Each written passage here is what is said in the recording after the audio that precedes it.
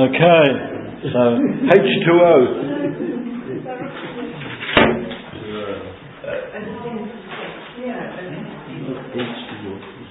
We start life floating inside an 800 millilitre container of it, so less than a litre of milk. How did you find that out? I have friends in high places. We inhale and we exhale it during the entire time, so we breathe liquid in and out for that entire time. 2/3 of our body is made up of it. And without consuming at least 2 litres a day of it, we will not be healthy. Just like us, 2/3 of this planet is made up of it. But only 3% of that is fresh. And of that 3%, 77% of that 3% is frozen. Leaving only 1.5% of all of the water drinkable and available to us. We drink it, we swim in it, we sail on it, we skate and fish in it, and on it. We wash and cook with it, consuming it hot, cold and frozen. It also pours down us on a regular basis, particularly at the moment. It snows and hails on us from clouds drifting way, way above us. And it's so precious that we even buy and sell it. So what is this miraculous substance? As you guessed by now, it's water. And the interesting thing is, I remember talking to somebody that's part of the Israeli Foreign Ministry a few years ago, and he was saying the next war will not be fought over oil. The next war will be fought over water. And since he said that, I've seen all of the warning signs starting to come. Particularly in the Middle East, everybody's fighting over water.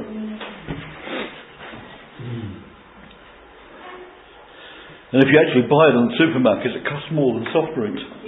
In fact, it costs more than petrol, apparently. A litre of petrol is cheaper than a litre of water when you go and buy it. Unless you go to the supermarkets like I do and get the dollar bottles, if you're desperate. Who would have thought 10 years ago that we'd actually be buying water?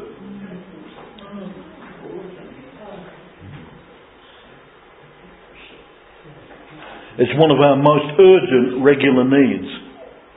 Without a sufficient quantity of it to replenish our reserves, we will die within days, literally. Stage 1, dehydration, occurs at only 2% loss of fluid and salt. Stage 2, sleepiness, at 5%. Stage 3, our muscles and skin pack up and we become delirious at 10 to 15%. And anything over that is invariably fatal. So we only have to lose over 15% and we're in big trouble. Like Yaakov last year when he was in the garden. Didn't have any water to drink. Got dehydrated and he couldn't get off the ground from the vegetable patch. We can last weeks without food, but only a couple of days without mayim, water. So what is water? It's simply 3 atoms bound together. 2 of hydrogen, which is dust, and 1 of oxygen, which is the breath of life. And that can be transformed into solids: ice, liquid, water, or gas, steam.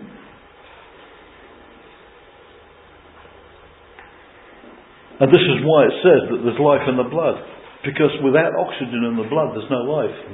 When the oxygen's taken out of it at the other end, it's poisonous.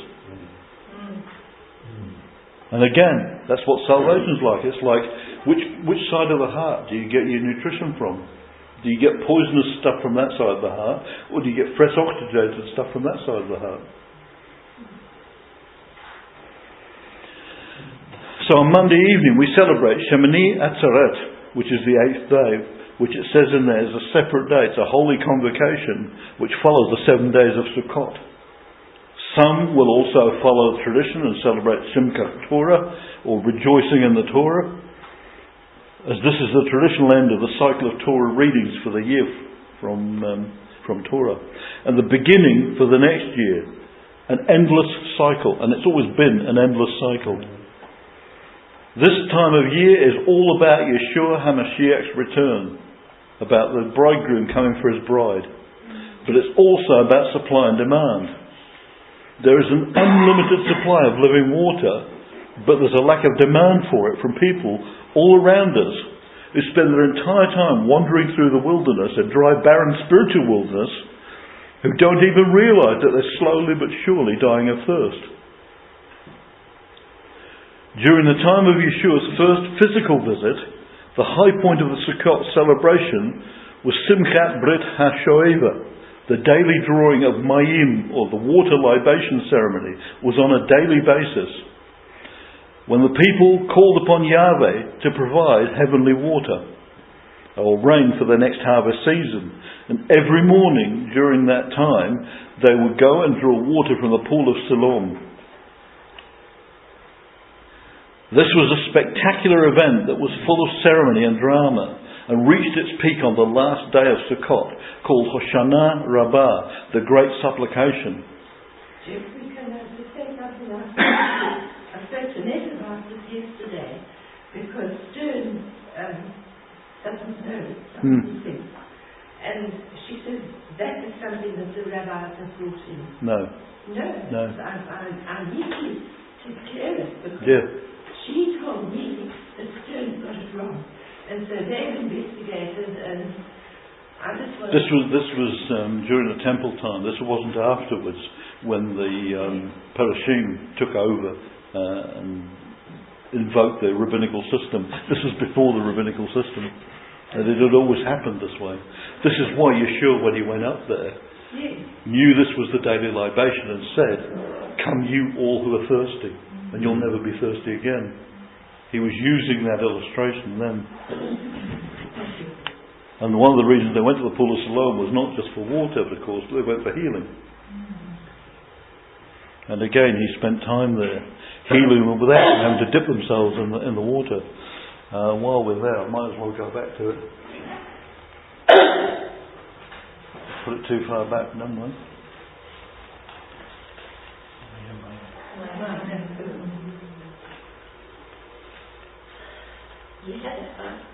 No, it's way back.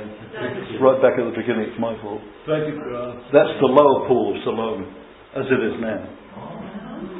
That's the actual pool of Siloam, with the sort of like an amphitheatre around it, which it wouldn't have had in the old days. But it also has tunnels.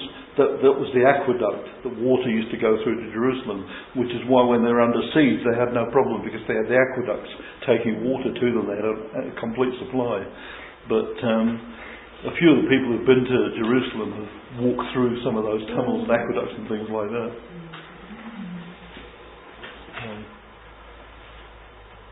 That's just the guys with all the lulav and the etrog.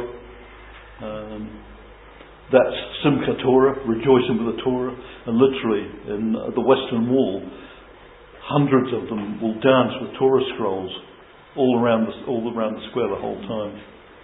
We used to have dancing in the conservative synagogue, and the other one in Durban. And take the scroll. Take it and dance around. And people kiss it. Yeah. Because again, they believe that it was around about that time that it was given. So yeah, that's the pool of Siloam. That's the lower pool, and that's that. So, no, the good news, get all the way back to the beginning. The end of it. That's what Mayim means. That's the water libation ceremony, basically. Nearly there. Gotcha. So water was a big factor, and still is a big factor. I think at the moment, Lake Kinneret or Galilee is actually quite good, but in years past it's been below. They have different lines, the red line, the black line, and if it goes below the black line they're not supposed to draw any water from it because it's not considered safe. And for a few years now it's been below the black line, but I think it's okay at the moment. It's not just based on the rain, it's based on the snow that goes on Mount Hermon. And if there's a lot of snow on Mount Hermon and they melt, then there's plenty of water in the Galil. But I was just saying there's a lot of desalination plants there as well now, because they just haven't got the water they need for everybody. We used to go swimming every afternoon. The girls there swim, and there were local people bringing their buckies down, buckies and ute, and emptying their rubbish. You can't believe it. Right. I think they were Muslims. Yeah. I think there's something like 365 species of fish in the lake, one for every day of the year. Yeah. Something like that.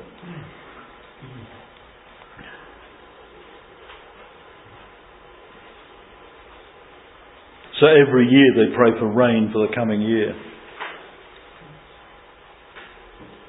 So Hoshana Rabbah, the great supplication. So accompanied by throngs of chanting worshippers and flutists, the Kohen Hagadol, the high priest, went to the pool of Siloam near the Temple Mount, and there he filled a golden pitcher with water and returned to the temple. In fact, the Mishnah, which is one of the books of history, states, Mishelo Ra'ah Simchat Beit Hashoeva Lo Ra Simcha Miyamav. He who did not see the rejoicing at the place of the water drawing has never seen rejoicing in his life. I think it might be a bit tongue-in-cheek, but in other words, it was obviously a very spectacular ceremony. And the crowd entered in through the Mayim gate, the water gate, that was named for the water libation ceremony, the Nisuch HaMayim.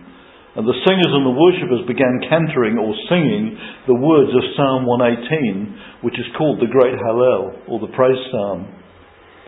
One of the 3 times a year the Psalm of Ascent, or Aliyah, to Jerusalem was used.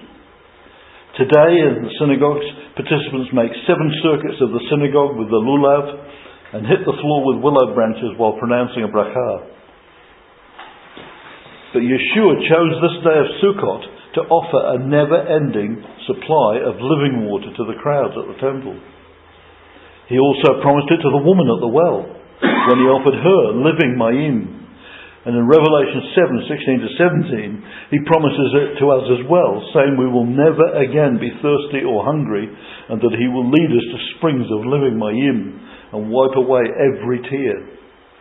The source of the spring of promise is found in Revelation 22, which describes the river of the water of life flowing from the throne of Yahweh and the Lamb.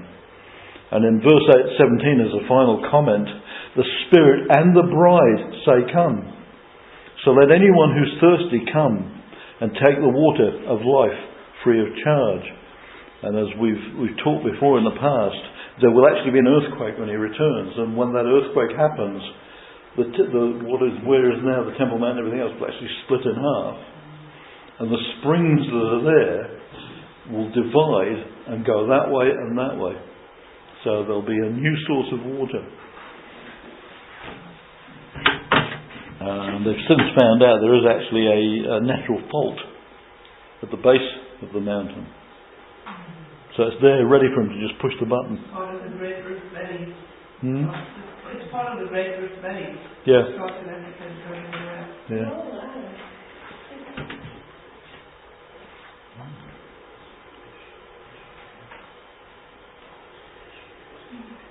Yeshua constantly tells us that we cannot possibly live on physical bread alone, as I'm finding out this week, or even physical water, but by every word from Yahweh who gives us living mayim.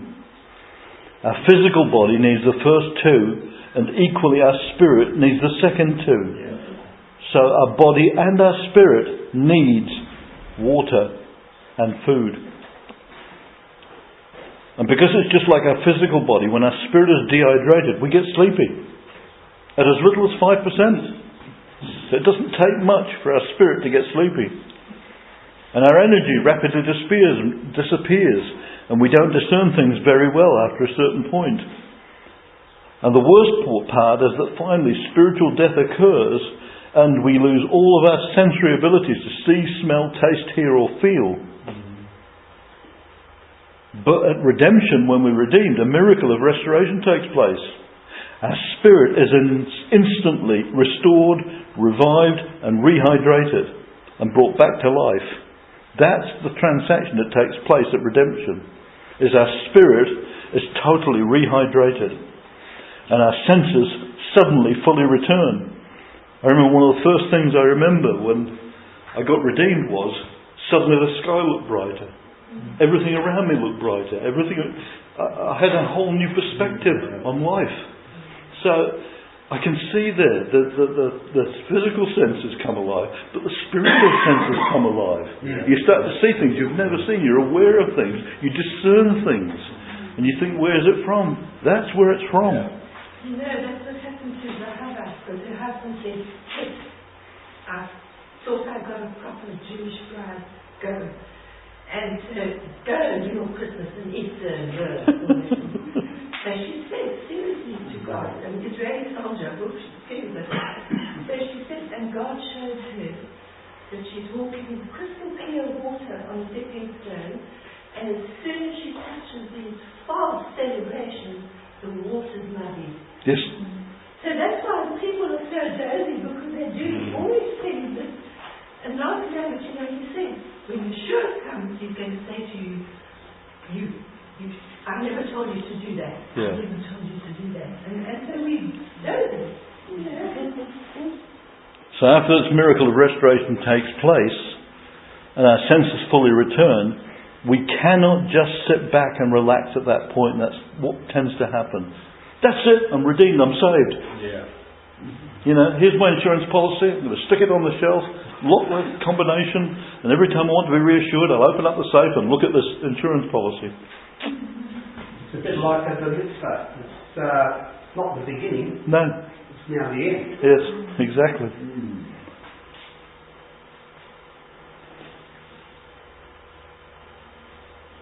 So we can't sit back and relax at that point. We need regular nourishment to keep ourselves healthy. On a daily basis. Just like the rest of the body, we need to stay balanced by hydrating physically and spiritually to keep that balance. You remember in the wilderness, that's the lesson they taught. You cannot just hoard it up for a week. You have to go every single day for the water. You have to go every single day for the food. And it's the same spiritually. Yeah. If you don't rehydrate on a daily basis and get it fresh, you won't stay healthy spiritually. And people say, oh yeah, once a week's okay, I'll go in there and they'll stick a drip into my arm and I'll be fine for the rest of the week. It doesn't work that way. I used to have a cartoon that would show people going to their meeting once a week, and the pastor's there with a hand pump pumping them up again, and they're finally pumped up, and then you see them the rest of the week, gradually the air comes out and they go and they're just about flat by the time they limp in again on them.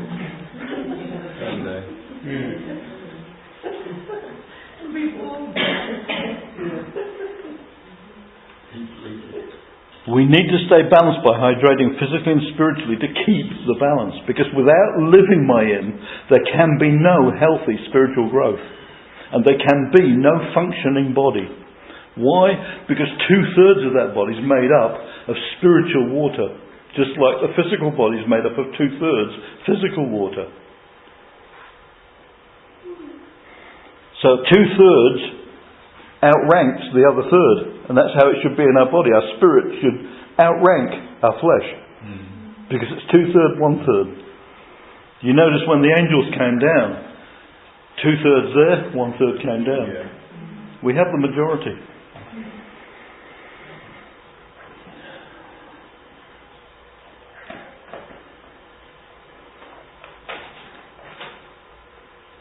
There can be no functioning body, and the issue facing us is that most people are living in spiritual drought and don't even know it. They don't even realise that the rock has already been struck by Yeshua, who released and made available an unlimited supply of living Mayim at no cost to them. Most will acknowledge that the physical body will eventually perish. But do they even know that the spirit will live on into eternity? Let's face it, how can they know unless someone guides them to the source? As appointed and anointed shepherds, all of us, we have been given a divine responsibility to guide both the lambs and the sheep, the young and the old, from oasis to oasis, from living spring to living spring, making sure they remain healthy, well-fed, well-watered, on a strict diet of the manner of life and the living Mayim. In other words, we need to give healthy living water from a pure source. which has to be filtered to remove 100% of all impurities. If the living mayim that we give them is tainted with impurities, it's not the living mayim. 99% isn't good enough. It has to be 100%, and the only way you can get it 100% is to filter it through the truth. Anything that is not 100% the truth is a lie.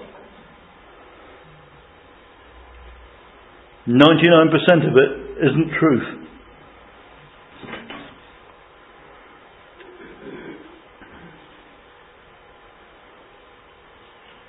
We have to steer them away from the stagnant, bitter water, the mara. You know, mara means bitter. We've got to make sure that they stay away from it.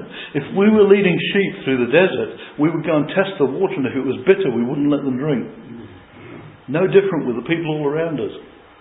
Family, friends, we need to turn and say, don't go there, that water's bitter, it will make you sick, it will kill you. I can show you where there's good water, fresh water, and it doesn't cost you anything.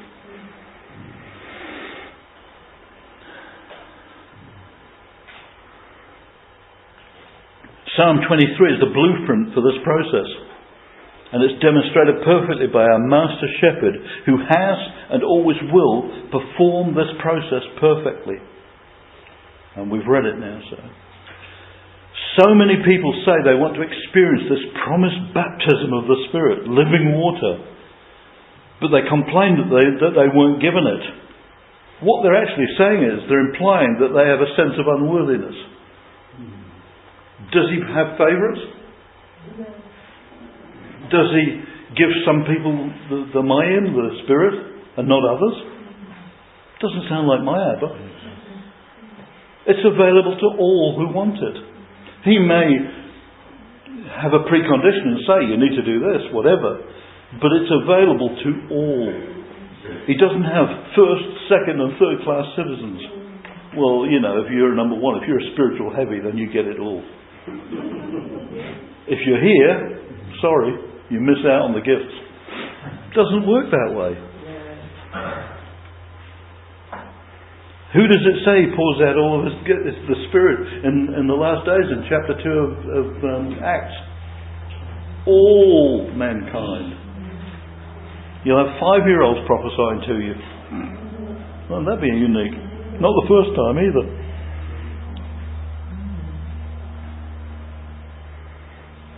So they imply a sense of unworthiness, but the word says to all, based on relationship and not on behaviour, and that's what trips people up.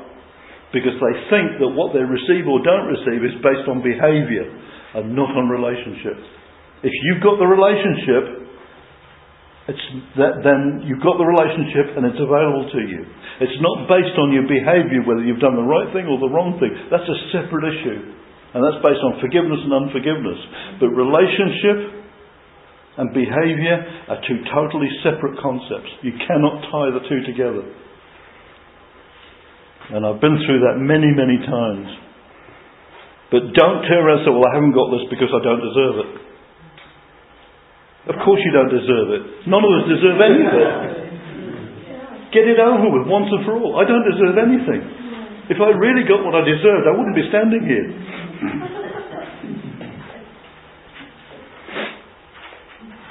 Fortunately for me, I don't get what I deserve.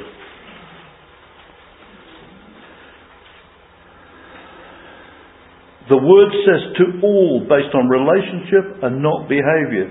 So if you've got a daily relationship with him, it's all there. The Spirit and the bride say, come. Let anyone who is thirsty come. Let anyone who wants to take the mayim of life free of charge. Beloved, it's up to you. Do not let the enemy bluff you into giving up on any of the gifts. It's your choice, not his. Don't let anybody turn around and say, you can't have that because you don't deserve it. Apart from anything else, he gives it to you to give to other people. It's not just for you. You can't keep it. He only gives you the gifts so you can use the gifts for other people's benefit. I just want to ask you, Jeff, how is your view? Because as we know, there's lots of charismatic churches, they believe the gospel of if you don't speak in tongues, Yes. you are not saved. As is the view of the Messianic community. I think it's one of the gifts. If you can get the mind without the tongues, go for it. Personally, I've found that they come together as a package deal, but it's not a qualification. I've found some of the nicest, gentlest, most devout, faithful people I've ever met don't speak in tongues. And I've found some of the raving lunatics that do speak in tongues create absolute chaos all around them. It's not an indication of character.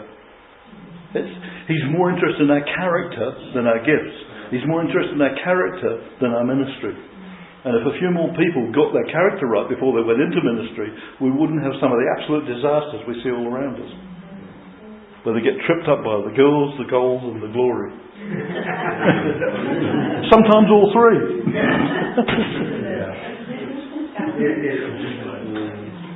And it's not criticising the people, it's a straightforward spiritual concept. You have to understand the way the Spirit works. And the saddest thing is when I hear a leader turn around and say, "Oh, but it's different from me. I have a different relationship with him. Those rules don't apply to me." And I was thinking, they apply to all of his sons and daughters. Nobody has special dispensations. Certainly not to turn around and forgive people for a year for having abortions. But at the end of that year, if you're not in on time, bang, you're damned. And only he can give them the authority to forgive. I've got news for him.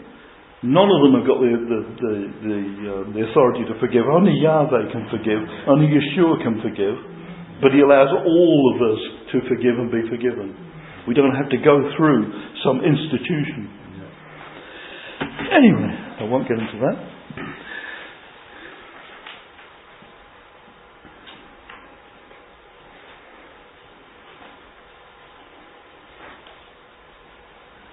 So don't let the enemy bluff you into giving up on any single gift. But the gifts will be given to you based on what he's promised you and not what you've gone into the store and pick and mixed. You can't just go in there and say, "I'd like a bit of that and I'd like a bit of that and that looks nice. Oh, and I really want that one because you can stand up on stage and make millions of dollars." No. Stop trying to be a mouthpiece if you're a foot. Stop trying to be a liver if you're a spleen. Whatever part you have in the body, that is vital that you take that part in the body and don't try to be something else. And don't try and think that you're second-class citizens. No such thing in the kingdom.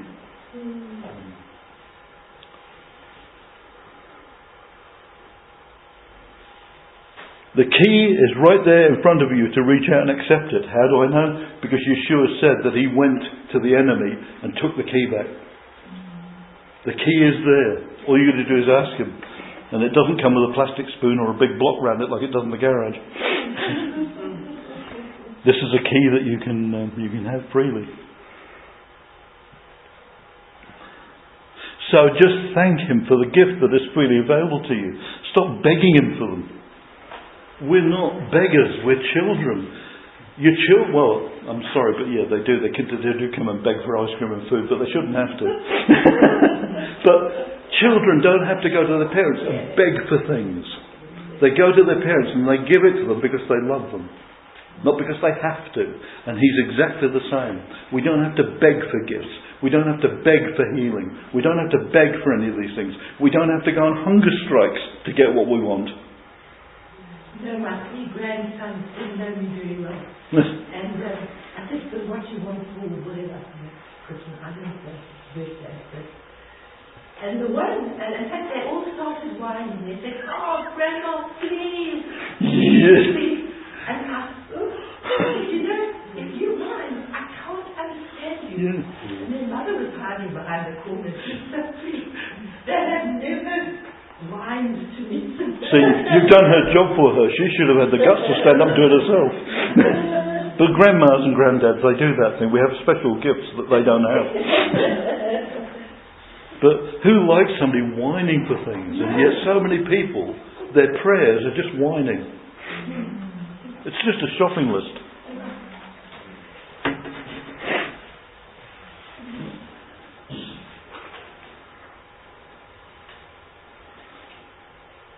So thank Him for the gifts that are freely available for you to take, and for you to just reach out and accept.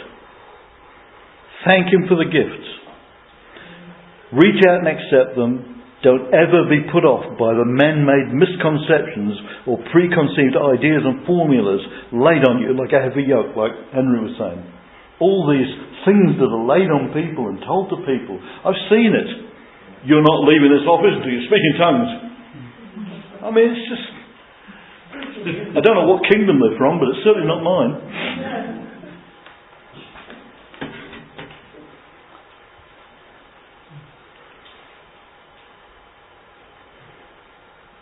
Doesn't mean it's not a good thing to have. Doesn't mean the gifts aren't good things to have. But our redemption and our relationship with them is not based on them. It's not working with the Spirit within us. Yeah. Quite different.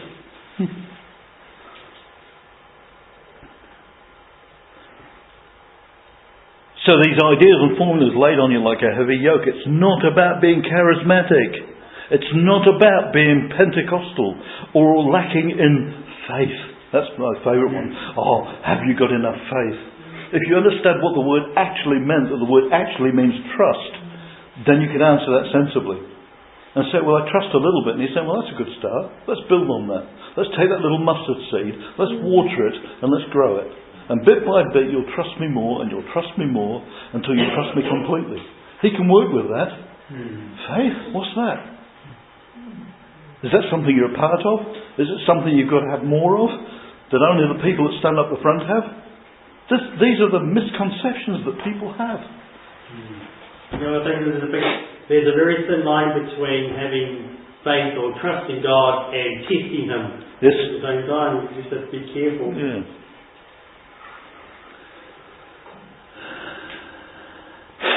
So faith, it's not about lacking in faith, it's about freely receiving His unconditional love. And once you start to understand unconditional, you start to understand the difference between the love and the relationship and the behaviour. It's about unconditional love, and unconditional love is not based on behaviour. Behaviour is a string. There's no strings.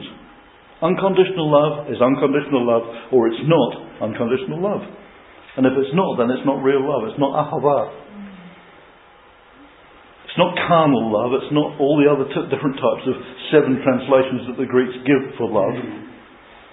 It's unconditional love. No strings attached. I may hate your behaviour, but I love you. And people say, how can that be? How can you do that? Because I understand the difference now between loving someone and their behaviour, and I don't let their behaviour stop me loving them. And that's the thing most kids fear. If I do that, that's it, they'll never talk to me again, they'll never, It shouldn't be that way. But because we've been brought up that way, it was the way I used to go, it was my habit, it was the only thing I knew. It's taken a lot of years to bring me to this point, and I'm still not there yet, but I understand now the difference between the two. I can come to Him on a daily basis, even if I did something horrible yesterday. But when I come to Him, I need to deal with it and ask His forgiveness and forgive myself. A lot of people ask His forgiveness, but they don't forgive themselves. They don't complete the transaction. You can't ask for it and then not receive it. Why don't you receive it? Because you feel unworthy.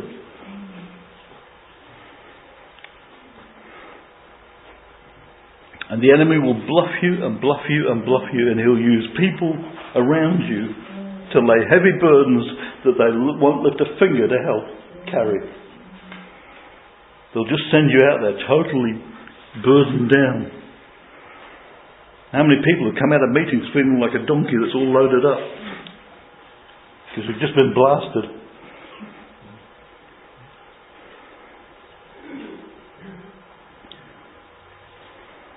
So these preconceived ideas and formulas are laid on you like a heavy yoke. It's not about being all these other things that they try and lay on you. It's about having a great daily relationship with Yahweh. Intimate, two-way conversations. People do not realise that you speak, but you're expected to listen too. So many people know how to speak, but they don't know how to listen. A conversation is two-way. A speech is one way. He doesn't want you to give him speeches. He wants you to have a conversation. He wants you to be able to hear him clearly. And unless you're totally rehydrated, your spiritual ears will get a bit deaf. Particularly if you forget your hearing aid, like I did this morning. Those intimate two-way conversations require a spiritual ear to hear clearly. So do you want more gifts already? Or have you given up? Are you resigned to always be a second-class follower? The layman. I'm not a spiritual heavy, I'm just a layman. What's a layman? Somebody goes to sleep in church.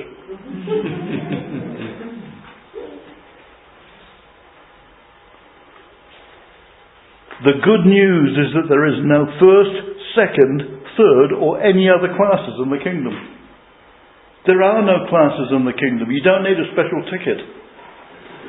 And if you get into the wrong carriage, you get booted into the next one. There's none of that in the kingdom. All are equal in the kingdom. All are equal right here, right now. We may be further ahead than the others, but all are equal. There's nobody up there. We're all on the same level, but just forward or backwards.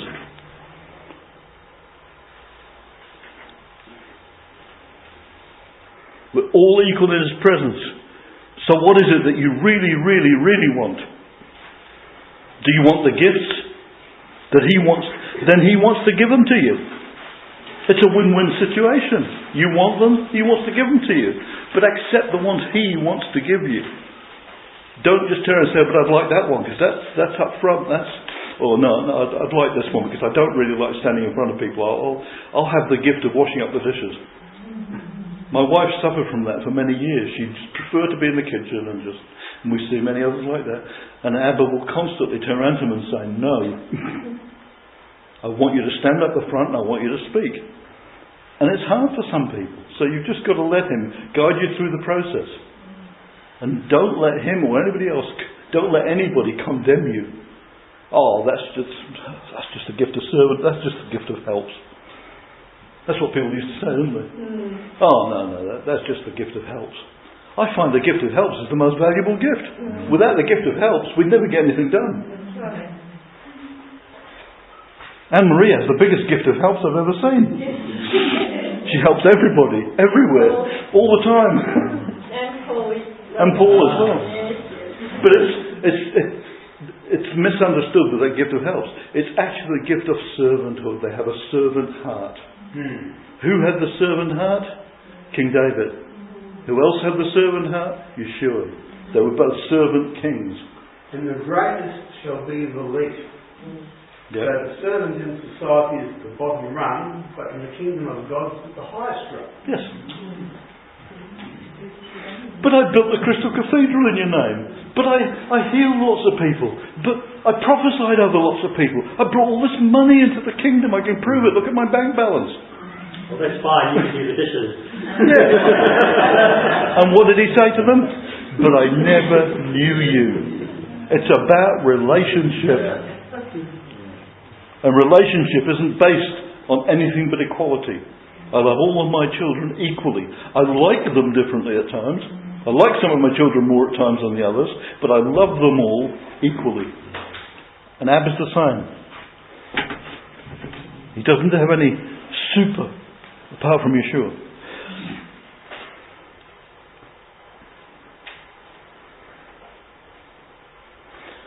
And the good news is today He's actually created a custom-made designer package just for you.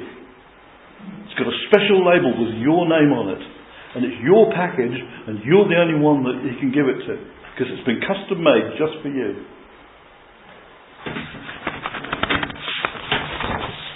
Because not only is He making it available to you, it's a self-service system.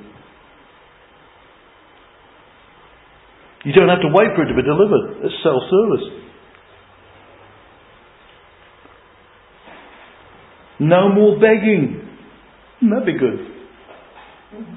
No more just sitting at the back timidly and passively. for the hope that some visiting speaker might just deign to call you up to the front. Some spiritual heavyweight who might be able to put in a good word for you and just bring you a few scraps on a plate. That's the kind of attitude a lot of people have. It's not a kingdom attitude. It's not the way it is. It's steak on the plate while you wait, mate. Not pie in the sky by and by.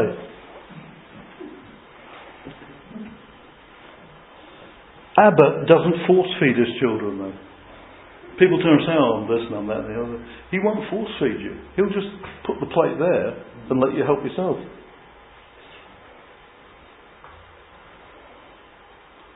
He didn't send food parcels in the wilderness with people's names on.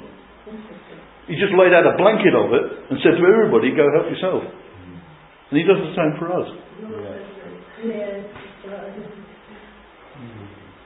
He doesn't force feed his children. All we have to do is ask, and he will give us what we need. And he'll give it willingly and freely.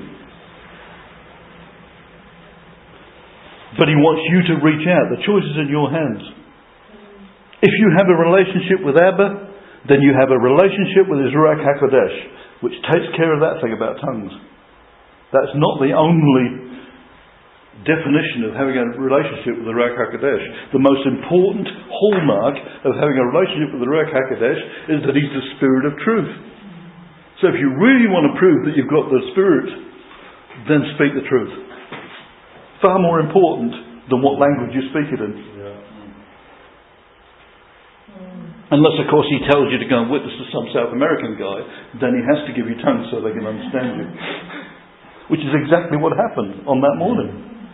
Suddenly, all of these people from all the provinces of the Roman Empire, they were Jewish, but they were from all over the place. Just like now, you'll see Dutch Jews, German Jews, Moroccan Jews, all over the world, and they speak those languages. And on that morning, they understood exactly what was being said, the message of redemption, in their own language. Not one of them turned around and said, I'd like an interpretation, please. Didn't need to. They heard what they were saying about redemption in their own language. And I've met many people who've gone overseas or met people, and the Lord at that time has suddenly given them the gift of speaking in the particular language of the person they're speaking to. Happened many, many times. But don't restrict him. Don't turn around and say, well, these are the rules. He doesn't follow our rules, fortunately. You can't put them in a box. That's what you do to people who've died.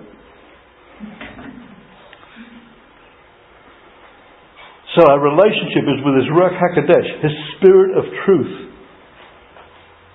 Do not give him your agenda.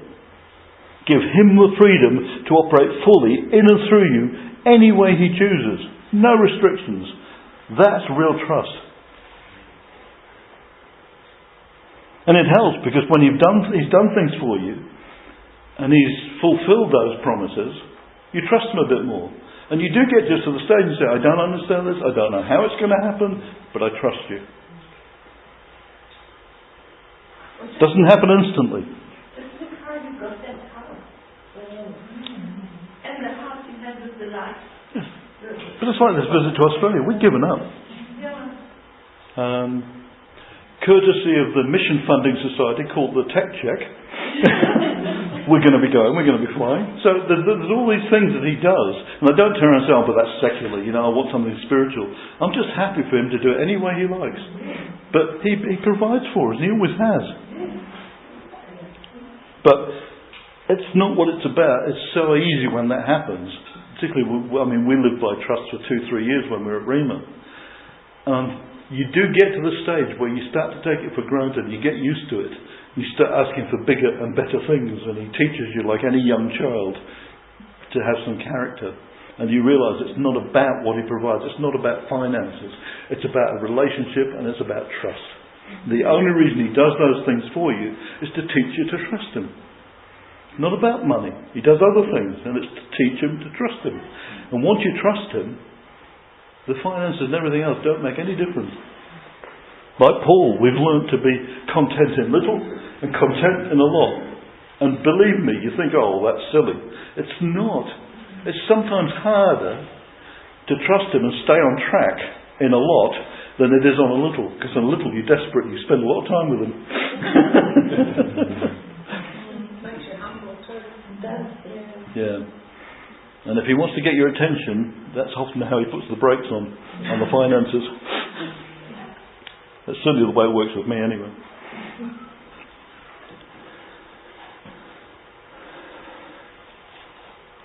He gives willingly, and freely we receive. The choice is in your own hands. If you've got a relationship with Abba, and you've got a relationship with the Derech, then don't give Him agendas. Give Him the freedom to operate fully and through you in any way He chooses you. Do not give Him restrictions. Messiah needs and wants to be on the pitch with us. He wants to participate in the game, and He wants to score tries with us. He does not just want to sit on the sidelines and cheer. He doesn't want to be a spectator. He actually comes on the pitch with us and plays in the game and scores tries and encourages us. The last 4 put down 95. That's right. South Africa versus France. Yep. Did you see that round? Yep. We got into it. That was a specific message for the guys. So, I mean, you could be Japan. Who knows? We won't mention the other team. That lost to Japan.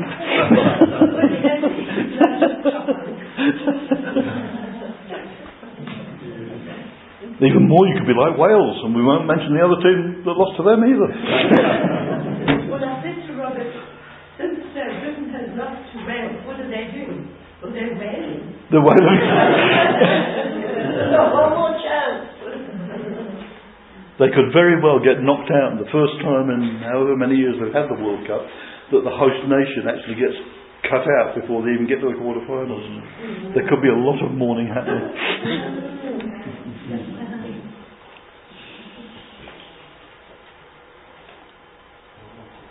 So, let go and let Him rule and reign in our lives.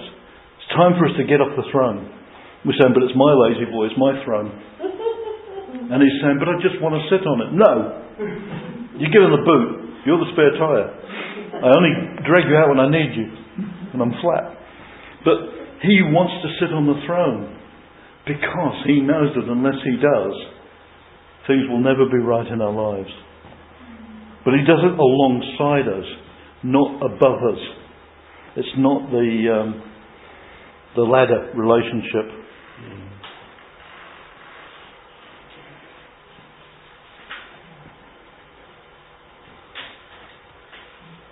In Yochanan 63, Yeshua says, it is the Spirit who gives life. The flesh is no help. Is that clear enough? So why spend time on the flesh? It's of no earthly use. Well, apart from getting us around the place. But He's saying, it's the Spirit that gives life. The flesh is no help. And the words that I've spoken to you are spirit and life. So to sum it up, we need to come to Him with open hearts and open hands. So many people turn around and say, He never gives me any gifts. And you turn around and say, try opening your hand. You can't receive something if you've got closed hands. We need to drink the fresh mayim daily from the fountain of life, Yeshua. We are not camels. We can't store it up. So many people think that they can just store it up for a rainy day. We need to be fully immersed, washed clean and consecrated to serve Him on a daily basis as we enter His presence. We need to pray for constant watering and refreshing of our ministry to ensure the success of the harvest. And when He tells us to step out of our little boats and onto the Mayim, we need to fully trust. How many people are sat huddled in their little boats and saying, no, I'm not getting out for anything. Have you seen those clouds? Have you seen that lightning? I'm staying in my little boat. I'm safe in my little boat. Sorry, you're not. That little boat can go under any time and take you with it. You have to step out of it sometimes. There is a struggle with Yeah. So it holds you back quite considerably. Yeah. I mean, we say we're full of trust, right? If you go out on Lake Rotorua and you were out there early evening and you saw this figure approaching on the water and said, "Step out of the boat," would you? I think it puts into perspective where we're at sometimes. It depends how hot the water was.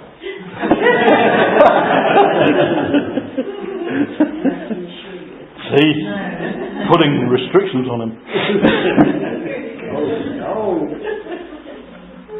But when we do step out of the boat, one of the preconditions is that we are to keep our eyes firmly fixed on Him. Because if we don't, we'll sink. Yeah, I trust you. Jump in the water. Our eyes are on the water. No. Our eyes need to be firmly fixed on Him at all times. Doesn't it also apply when you're walking on the road to the Lord and you're always looking down and seeing if there's any rocks you might trip over instead of having your eyes on Him? Yeah. I mean, it's like believers. So many of them act like chooks. They spend all their time with their heads down, looking down at the ground, pecking up the seed and thinking that's their supply instead of looking up where the real supply comes from. We're not turkeys and chickens. We're eagles. Stop pecking at the ground for scraps.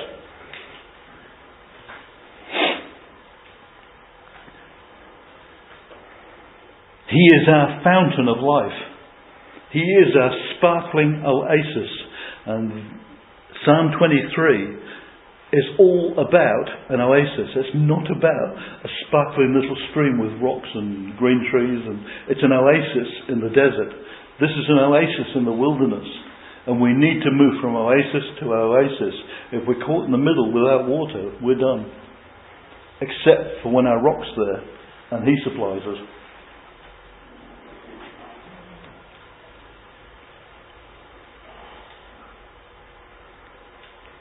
When He says He's gone to prepare a place for us, He means what He says. And He will return exactly as promised at Sukkot. What year? Only the Father knows. But we do know that it will be at Sukkot. Because we know that the last three unfulfilled prophecies. The blowing of the shofar to announce His return. The dealing with redemption. And then living again with us, but permanently this time. Halfway through the week. Bit more than 3 and a half years this time. No, 33 and a half. Yeah, He'll be with us a bit longer this time.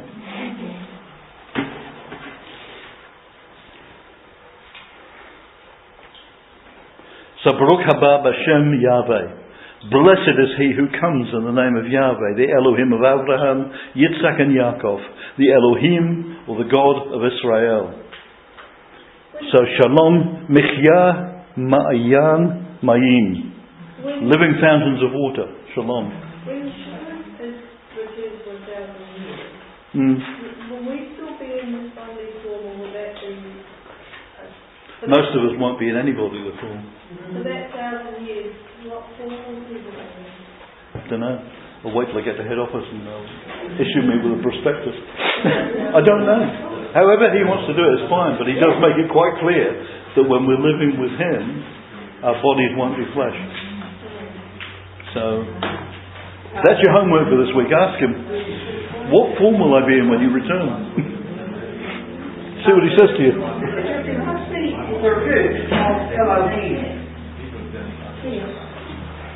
Basically means God. Basically means God. Yes. But the root of it, I'm not sure.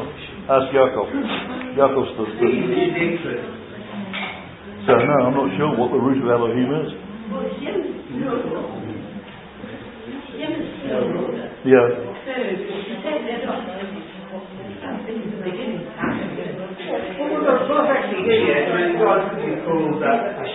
Yes. Well, they do that because they won't pronounce the name Yahweh.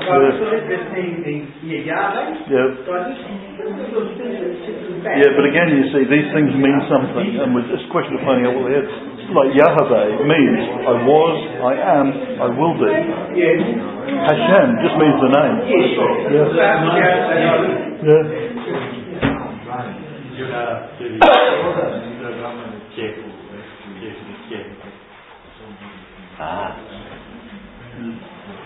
Okay, so we'll turn this off.